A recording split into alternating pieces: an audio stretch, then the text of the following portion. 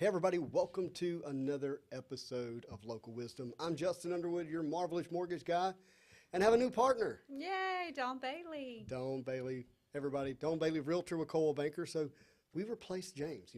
He quit on us, but we're very happy for him. He's looking for that alignment in his life, and he realized that right now selling real estate isn't it. And, I wanted to make sure we had someone who represented selling real estate here on the Local Wisdom and all things real estate. And I just had to ask my sister. Everybody, this is my sister, Dawn Bailey. It's really good to be with you this morning. Thanks for having me. Are you nervous? Or twisting my arm, making me Yeah. come. Everyone loves to be on camera and talk in public. Do you enjoy it? Not at all. No. I was talking to a friend yesterday, and he was like giving me the biologically why people are terrified to speak in public, like would rather jump out of an airplane Yes. before they speak in public. And yet your love for me brought you here. Here I am. Still not sure why. People that I have on the show, I want to be able to trust that they're going to come from a place of wisdom. And I know you're my sister, but I've watched you exhibit that in your life and your care for people and your work in real estate. And I remember the first time I knew you were wise. Do you remember? Oh, no, I don't. Well, we were at a grocery store. I knew this was coming. Knew it. And you look at me, you said, "I'm not as dumb as I look." I did say that. And I was like, thank God. And you're not nearly as dumb as you look. And that's still funny today. You look 20 smart, but something you're years even smarter than that. That's so right. how about that? Thanks, I appreciate that. Well, it's an honor to have you here. So even though she's my sister, we're only 11 months apart. Yep, same age for 2 weeks. So that's pretty cool. And we're both in real estate. Not the same side. You sell real estate. I loan money against it. So you can sell real estate. Yes. So it works out pretty well. But I know your story. Why don't you tell everyone here listening what is your real estate story, so to speak? So back in, I guess, the end of 2009, I was working for a pipeline company, which was Regency. Oh, and I remember that. I was their office manager, and they were shutting down, and it was either find a new job or move to Shreveport. And of course, I was getting married in January, so Yeah. moving was not an option. And I remember coming to you and just trying to figure out what that path looked like. Uh-huh. And at that point, I think you were an actual agent. You hadn't moved to. Had you moved to appraisals yet? No, you were. I had Underwood Appraisals. Yeah. And I believe I had just moved Underwood Appraisals out of Coldwell Banker's office, but I was also selling real estate on the side as a real estate agent. So Yes. I had both. Mm-hmm. And so that's kind of when I came in, which was March of 2010. Was it 2010? It was. Yeah. 12 years ago? Well, over 12 years ago. Goodness gracious. Yeah, you came into the office, and I remember you had an office there on the front in Underwood Appraisals. Yep. And I think I only kept that office open for like another 3 months. Yeah, that's it. But it was long enough for me to train you. Yeah. Right? I remember working some deals together. I think we bought a septic system. Yes, we did. Together. We both learned a few things there. Yep. And what is happening today at 12? At noon? Wall of Fame luncheon. For who? Coldwell Banker. And you're a wall of... I am a Wall They of say Fame. Wall of Fame, like Hall of Fame. Yeah. So 12 years later, now you're a Hall of Fame realtor, one of the top realtors in Ouachita Parish. And I know you probably don't want to claim that, because you're humble and blush and all that stuff, but it's true. I mean, people I talk to on a regular basis, like, hey, your sister's like, boom, top shelf. And so that's been my experience as well. So you started in 2012 selling real estate. How long did it take you to get some traction? Oh gosh, I would say a few years. I mean, I would have considered myself part-time probably for at least 5. And then obviously years I had babies kind of bounced back down to part-time. And then maybe 5 years ago, I think it kind of became just a full-time. Part-time. I've never experienced you doing real estate as part-time. You're all in. Well, in my head, it was part-time, even though it probably wasn't. Yeah, that was not how we experienced it. Yeah, exactly. So, I would say 5 years ago is kind of when I went even deeper in, or I guess maybe at that point my reputation itself, because I don't, get business from advertising. It's all sphere of influence and referrals, so we are referral-based only, and that's just kind of how. So you don't go live on Facebook and tell everybody what you do and ask for business? No. Well, that's why we're here, folks. Okay, so just so you know, we want to give you some value, give you some local wisdom, and in return, if you choose to have a realtor, Dawn Bailey, a lender, Justin Underwood, would love to help you. So, but now we are. So you're full time. We're doing it. Yay. Now, so 5 years into it, starts picking up steam, but that's not, selling real estate as a real estate agent and assisting clients in those needs is not your only real estate career. No, it's not.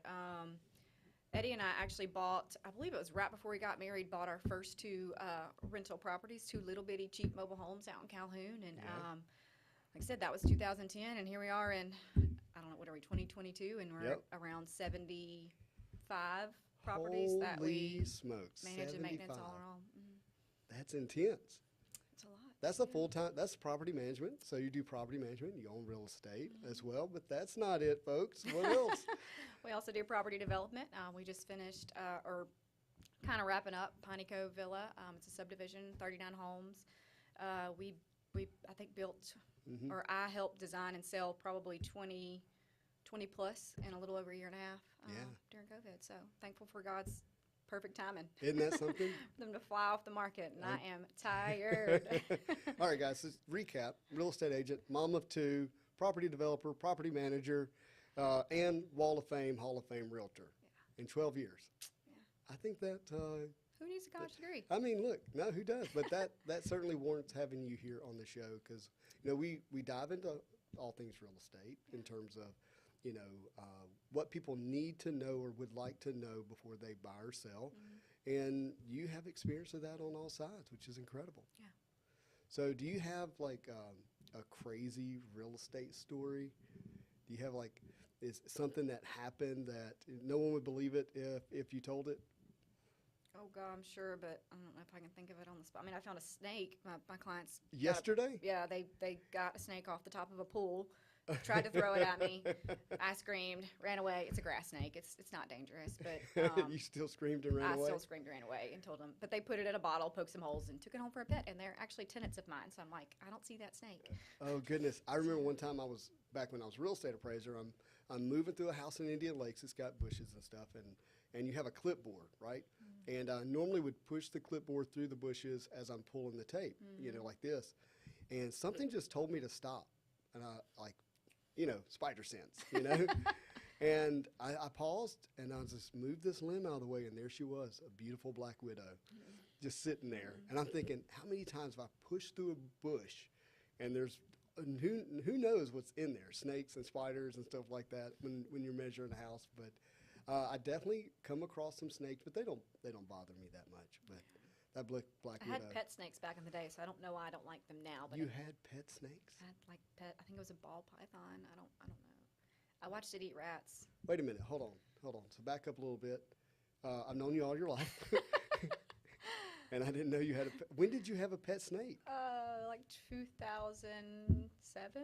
Oh, so you're an adult at this time. I was an adult, yeah. This feels like a short-lived thing. It was like a year. And it wasn't really mine. It was my boyfriend's snake. But, I mean, I fed it.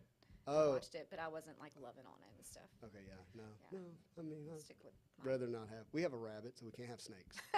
Yeah, That's not an option.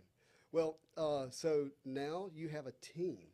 So you're not only Dawn Bailey, you have Bailey Brown team, Bailey Brown team, Brooke Brown. So tell me what it's like to run a team in real estate.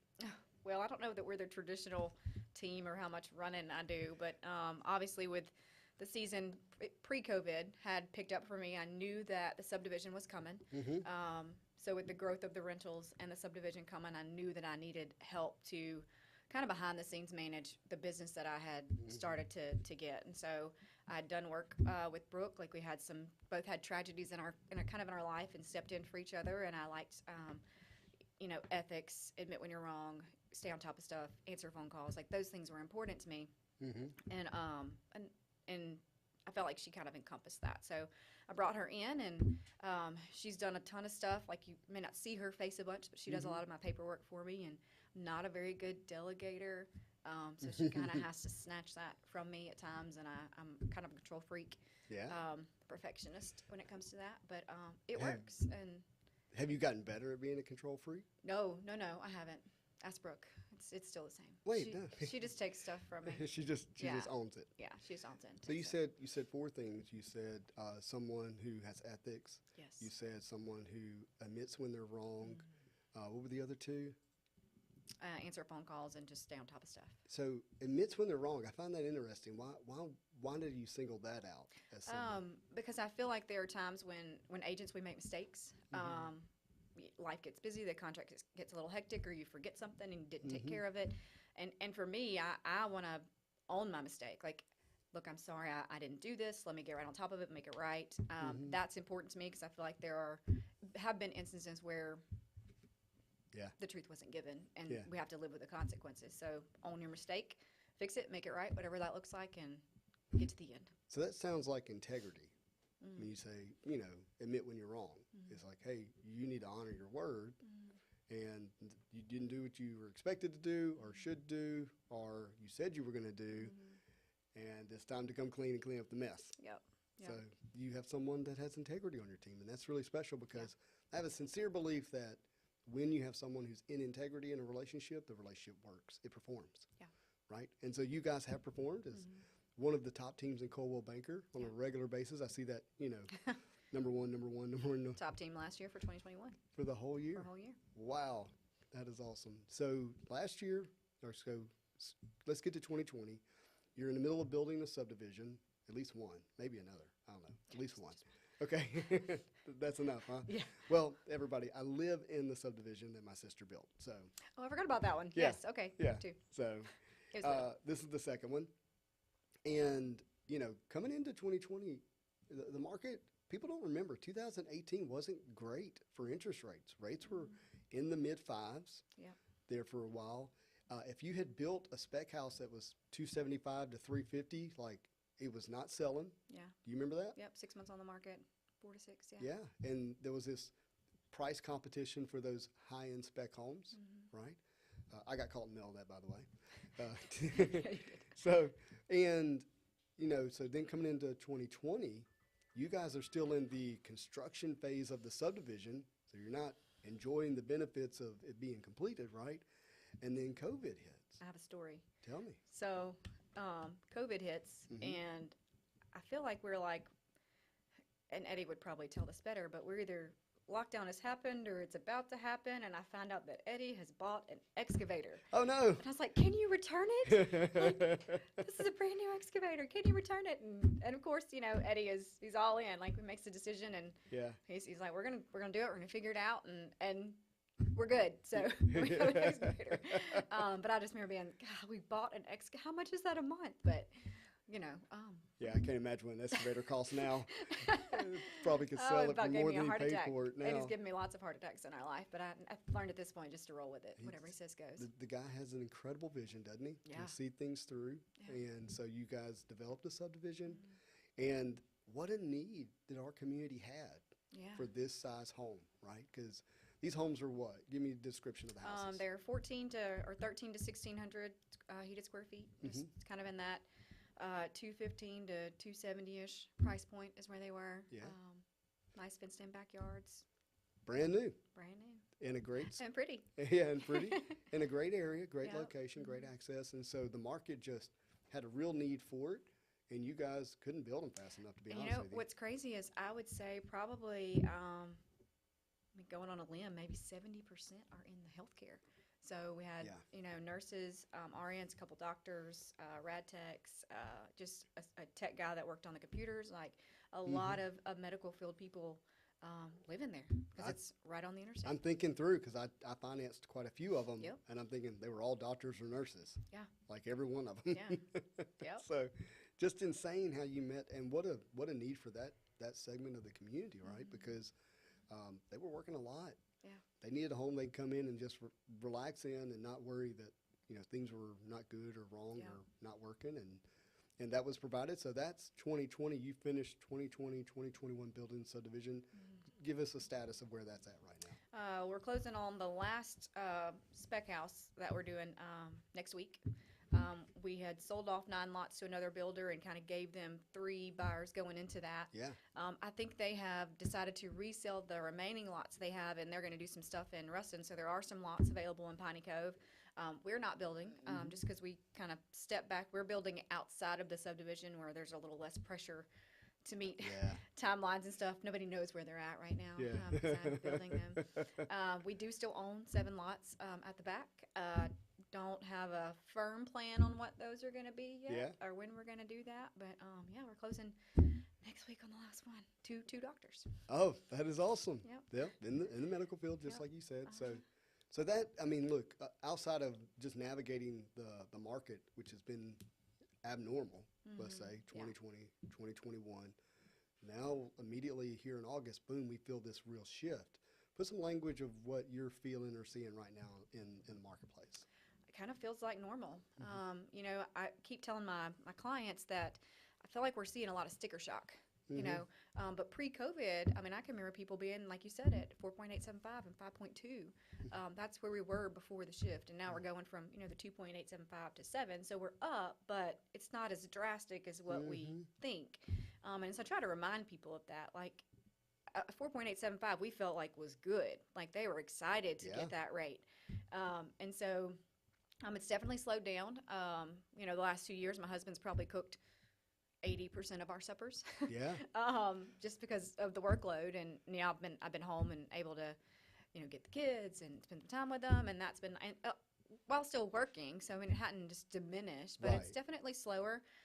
Which pre-COVID, I felt like, you know, we would always say that, you know, get your house listed in the summer because when school starts, the market slows down. And so I feel like we're in that slowdown. So it does feel like normal to me. Now what that looks like in, you know, 2023, I don't know. So you feel like two things are happening. Number one, sticker shock because rates are up. And, you know, if prices are here and rates are here, ups are here, and the monthly payments up, and eventually there'll be a move there somewhere in the market will correct itself. And at the same time, you feel like this is just a natural slowdown period of the year. And so those two compounded, you know, has people going, whoa, it's a little, makes people a little nervous right now thinking about how many deals they don't have going, right? Or how many listings are not listed. And I'm hearing that as I go out and I look people in the eye and I go, hey, how are you doing? They're like, I'm fine. Everything's fine. Everything's good. And, you know, for me, you know, having, you got in 2010, right? And look, we were in the middle of the Great Recession still then. But I got in April of 2007 and then just literally rode real estate to the depth of its bottom, you know, by the end of 2008. And my encouragement continues to be, if you learn how to survive through these types of times, it really sets you up for those much better times. And you kind of, in your story, described that. Like you dealt with whatever was going on from 2010 to 2020, right? Flood of 16, man, that you know, that pushed the season. You know, our season typically slowed down in September, and I can remember that year because of the flood, like we were slammed, and it took us, I mean, on into the end of the next year to see that trend kind of reset itself back to where we're slow. But we sold a ton from September to December that year, which was not normal, not normal in my 10 years. Maybe that's normal for other people, but it wasn't for me. Right. So. But I mean, you kept the faith, kept the vision, stayed in it, stayed strong, and then got to enjoy, you know, when you have a dip and you ride it out, you know, it has a chance of going back up. I'm not trying to predict the future or anything like that. I will say that the things that are obvious to me is that there's not enough houses. And people will need houses. They still need houses. They've just got to adjust their I guess expectation of what they're going to get. I mean, there's trillions of dollars in equity in homes right now. There's rooms for things to move the way they need to move to correct the things they need to correct. And, you know, the rates, you know, if the Feds do the right thing, I don't know. I'm not trying to be an economist, but their hope is that it slows down inflation. And when that does happen, we'll see where rates level off at that point in time and when that might happen. So I know we're starting to feel some of it now. We had a little bit improvement in rates yesterday, thankfully. Yay. I haven't seen what they're doing this morning, but, you know, maybe we'll get a little bit of relief here for a little while. Well, now that James is not here and you're here, you brought our top 5 sales of Northeast Louisiana from last week. I did. Oh, that's awesome. So I haven't told you, we start at number 5 and we go down to 1. Maybe you've seen it. I did see it, but I did not think about that. Flip these over upside down here. Yeah, so let's start with number 5. So number 5 is in Monroe. This one is 1806 Park Avenue. Yeah. It was listed. So do I tell them what it was originally listed for? Yeah, absolutely. Okay. That's so good. originally listed at $475. It was reduced to $415, and then it's sold for $385. Angela Juno, right? By Angela Juno, yep. And it was on the market for 203 days. And I had wanted to kind of call and see kind of the story behind this, but I didn't have a chance because I forgot about our little talk. That's all right. It has a pool, if I remember correctly. Yep. It's nice. It was it needed some updating to it, but it was it's 3,600 square feet. So it's a big great house. Yeah. In a great area. Like I love this area. Good for running. Yeah, streets, no, so. great house, great area. It's got that good old North Monroe Park Avenue white brick, you know, paint vibe to it. So, good job. And who was our listing agent? That was Catherine Joyce. Catherine Joyce, welcome to Foster. the top 5. Yep. Okay, number 4 is going to be in Frenchman's Bend. So 1208 Frenchman's Bend Road. It was listed at $445, and I think it sold at $445. Yep, sold at $445, and this was a cash deal. Cash deal. Who was our listing agent? Listing agent was Shane Wooten and Jerry Jan, and it was sold by Lisa Govan. I love Oh, her. man. Lisa's killing it. I love her. Yeah, good job, Shane and Jerry Gill. Yep, and this is a 3,000 square foot house, and it was nice. How many days on the market? On the market, 42 days. So quick. Yeah, it probably went under contract quickly after being listed. Yeah, it closed September 29th. Can you imagine having enough cash to buy almost a $500,000 house? I'm gonna need Eddie Bailey to step up his game. Or myself one, I don't know. Yeah, there you go. So next one's gonna be in Ruston. We have 446 Savannah Trace Drive. This was another cash sale. Man. So it was listed at $490, reduced to $467.5, and sold for $450. It was only on the market 70 days, so they obviously realized kind of, hey, we're too high, bumped it back, and then accepted a contract. And it was a nice house. It was on 2.42 acres, 147 a square foot. It's a great little street. Tell us, it's got that Ruston vibe with them trees and stuff. Yeah, it's 3,000 square feet. It was pretty updated inside. Wood floors, granite. It had a really nice back patio. Yeah. Very, very nice. Who was our agents? Agents were Turner Brash, listed and sold it. Turner. Man, good job, Turner Brazier. Oh, Brazier. I can't read. I'm sorry. That's okay. Excuse me. Forgive me. We got TB's name correct. All right, this is number 2. Yep. You going the right direction? Nope. I am now. That's all right. Okay. Number 2 is in West Monroe, and Brooke and I actually looked at this house, and it's really nice. Okay. This is 200 Chadwick Drive, and Barbara Thomas had it listed. This one was originally listed at $695, reduced to $525, and I think it sold for $500,000. Barbara Thomas crossed the river? She's so good. I love her. She's so sweet. Yeah, she's precious. Sold for $100 a square foot. This seller, I know for a fact, had went in and kind of painted everything neutral. Interesting thing about this house is that it had a I don't know if you've seen it online, but that theater room. So it actually has like the carpet and the drapes with like the gold fringe. Like it was like very a true theater. Vintage. I mean, vintage theater seats. Like you want some popcorn and some butter and a drink. So the only thing you can do in there is watch movies. That's it. It was just a theater room. Fun fact about Chadwick Drive.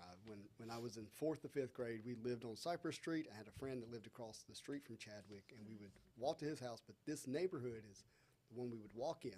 And I remember just dreaming about what it would be like to live on Chadwick Drive in these beautiful houses and these hills. It was pretty incredible. You'd have been in heaven if you saw this theater room. It was really cool. Donna Minter is the agent who sold this one on the market 211 days, which is a long time, but it was an expensive house, kind of a unique layout for the land, and it was large. So, I mean, you needed a family that needed a house that big.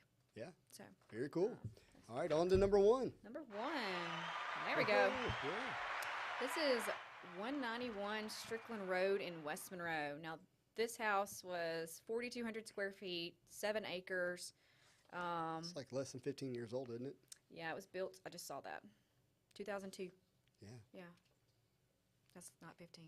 That's 2002 is 20 years. okay. You said less than 15. I thought it was. $160 a square foot. It was listed by Chelsea Ross and Dustin Jones. Oh, So good job, I Chelsea. love them. Yeah, and Miss it's TikTok sold. herself. Yeah, Austin Little is who sold it. So it was listed at $680 and sold at $675. So Wow. hung close to list price. I tell you what, Strickland is a great little street in West Monroe. No idea where it's at. It's off Harrell Road. I should know where that's You at. know where, is it Deer Creek? Yeah, on the left. Yeah, it's right before it, on the left. Oh, okay. It's a Yeah. little dead end Little bitty road. tiny. Yeah, great little street, man. Big lots over there. I like those houses. Yeah. It is. So Well, congratulations, Chelsea and Dustin and Dawn. Great job. First episode. yay! Are we done yet? Local Wisdom. Yeah, we're wrapping this up. Everybody, thank you for watching this edition of Local Wisdom. I'm Justin Underwood. This is Dawn Bailey, my sister Thank you so much. and realtor extraordinaire. We'll be back next week. Got a special guest and looking forward to seeing you all. But as always, I hope you have a marvelous day.